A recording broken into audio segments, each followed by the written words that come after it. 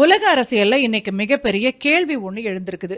அமெரிக்காவும் ஈரானும் போர்ல இவ்வளவு தீவிரமா இருந்தாங்களே, திடீர்னு போரை நிறுத்திட்டு அமைதி பேச்சுவார்த்தை நடத்த போறோம்னு சொல்றாங்களே, உண்மையிலேயே பாகிஸ்தான் தான் இதுக்கு பின்னாடி இருக்குதா அப்படின்ற சந்தேகம் நிறைய பேருக்கு எழுந்திருக்கு.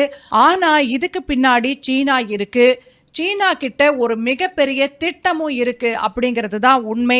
இன்னைக்கு நம்ம அதை பத்தி பார்க்க போறோம். முதல்ல ஒரு விஷயத்தை கவனிங்க. அமெரிக்க அதிபர் டொனால்ட் ட்ரம்ப் கிட்ட ஒரு பிரஸ் மீட்ல கேக்குறாங்க, சீனா தான் இந்த அமைதி பேச்சுவார்த்தைக்கு பின்னாடி இருக்கா அப்படின்னு. அதுக்கு ட்ரம்ப், ஆமா நானும் அப்படிதான் கேள்விப்பட்டேன், ஐ ஹியர் எஸ் அப்படின்னு ரொம்ப சிம்பிளா ஒரு பதில சொன்னாரு. அமெரிக்க அதிபரே இதை ஒத்துக்கிறாருன்னா அங்க ஏதோ பெரிய விஷயம் நடந்திருக்குன்னு தானே அர்த்தம். சரி, ஏன் சீனா இவ்வளவு கஷ்டப்பட்டு இந்த அமைதி பேச்சுவார்த்தையை நடத்துது?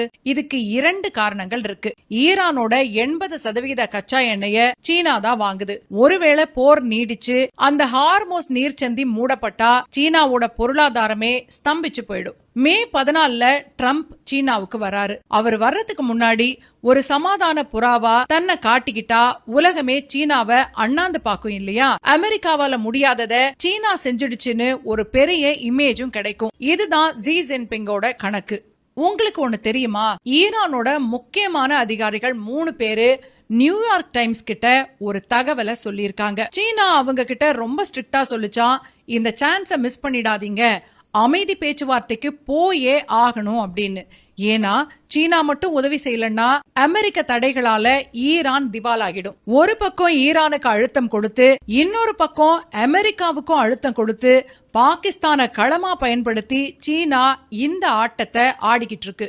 இங்க ஒரு முக்கியமான நுணுக்கத்தை நம்ம கவனிக்கணும். பாகிஸ்தான் அமைச்சர்கள் சொல்ற கருத்துக்கள், அவர்கள் கொடுக்கிற வாக்குறுதிகள், இதையெல்லாம் வெறும் பாகிஸ்தானோட குரலா மட்டும் பார்க்க முடியாது. இது உண்மையில சீனாவோட குரல் அப்படின்னு தான் சொல்லணும். ஏன்னா பொருளாதார ரீதியா சீனாவை முழுசா நம்பி இருக்கிற பாகிஸ்தான் சீனாவோட வழிகாட்டுதல் இல்லாம இப்படி ஒரு சர்வதேச விவகாரத்துல தன்னிச்சையா முடிவெடுக்காது. சீனா ஏன் பாகிஸ்தானை முன்னிறுத்துது அப்படின்னு கேட்டீங்கன்னா அது ஒரு ராஜதந்திரம். ஒருவேளை இந்த பேச்சுவார்த்தை தோல்வியடைஞ்சா பழைய பாகிஸ்தான் மேல போட்டுட்டு சீனா தப்பிச்சுக்கும். ஆனா வெற்றி பெற்றா அந்த வெற்றிக்கு பின்னணியில இருந்த மாஸ்டர் பிரெயின் சீனா அப்படிங்கிறது உலகத்துக்கே தெரியும். ஜேடி வான்ஸ் போன்ற ஒரு உயர்மட்ட அமெரிக்க தலைவரே பாகிஸ்தானுக்கு வந்து பேச்சுவார்த்தை நடத்துறாருன்னா பாகிஸ்தான் மூலமா சீனா சொல்ற விஷயங்களுக்கு அமெரிக்கா எவ்வளவு முக்கியத்துவம் கொடுக்குது அப்படின்றத நம்ம புரிஞ்சுக்கலாம்.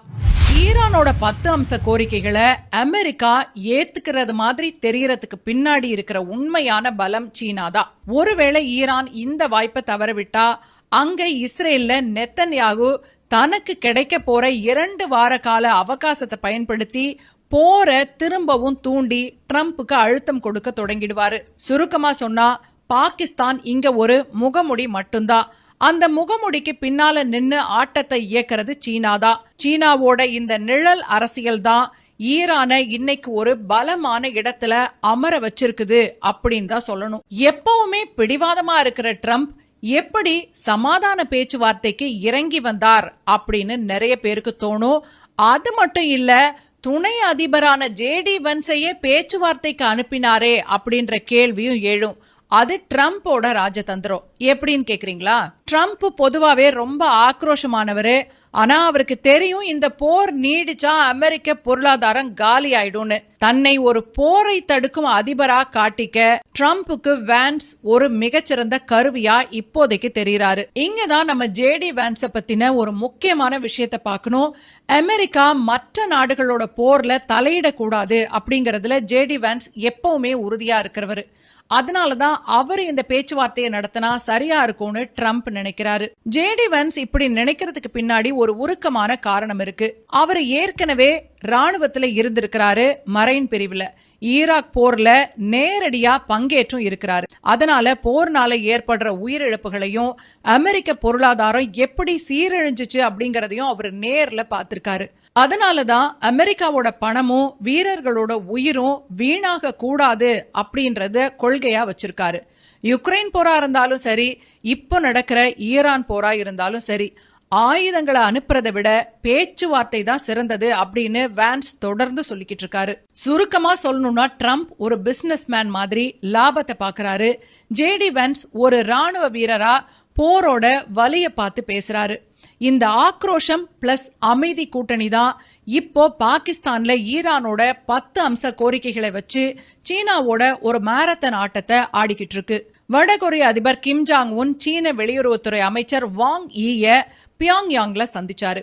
2019க்கு பின்னாடி நடந்த மிக முக்கியமான சந்திப்பு இதுன்னு சொல்லணும். ஏன்னா ட்ரம்ப் சீனாவுக்கு வர்றதுக்கு முன்னாடி பாத்தீங்களா வடகொரியா இப்பவும் எங்க பக்கம்தான் இருக்கு அப்படின்னு அமெரிக்காவுக்கு ஒரு மறைமுக எச்சரிக்கையை சீனா கொடுத்திருக்கு. வடகொரியாவுக்கு தேவையான 98% வர்த்தக உதவிய சீனா தான் செய்யுது. அதனால கிம்முக்கு சீனாவை மீறி எதுவுமே செய்ய முடியாது. இது ஒரு பக்கம்னா ரஷ்யா சீனா கூட்டணி முன்னாடி இருக்கிறத விட இப்ப ரொம்ப பலமா இருக்கு. யுக்ரைன் போருக்கு அப்புறம் ரஷ்யாவுக்கு தேவையான பொருளாதார பலத்தை சீனா தான் கொடுக்குது. ரஷ்யாவோட எரிசக்தி, ஈரானோட எண்ணெய், வடகொரியாவோட ராணுவ பலம், இது எல்லாத்தையும் சீனா தனக்கு சாதகமா ஒருங்கிணைக்குது.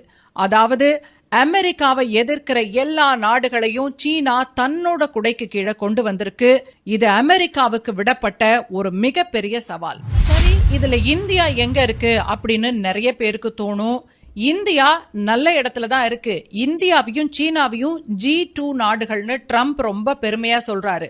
ஒரு பக்கம் அமெரிக்கா பாராட்டினாலும் சீனாவுக்கும் அமெரிக்காவுக்கும் இடையில ஒரு ரகசிய நட்பு ஏற்பட்டா அது இந்தியாவுக்கு ஆபத்து அப்படின்னு நல்லாவே இந்தியாவுக்கு தெரியும். அதனாலதான் இந்தியா ரொம்ப உஷாரா இருக்கு.